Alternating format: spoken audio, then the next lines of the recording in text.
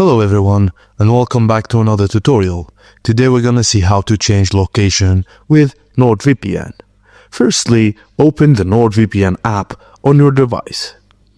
Click on the Quick Connect. NordVPN will automatically connect you to the best server based on your location.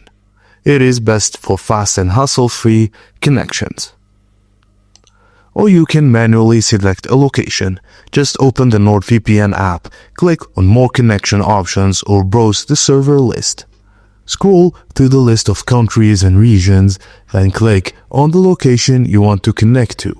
You'll be connected instantly, and your IP address will change to match that region.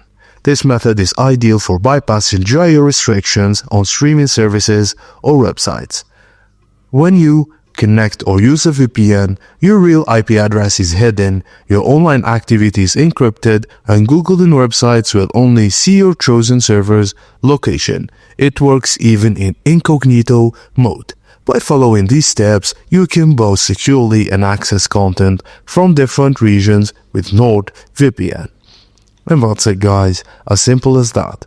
Thank you for watching, and please don't forget to like and subscribe for more.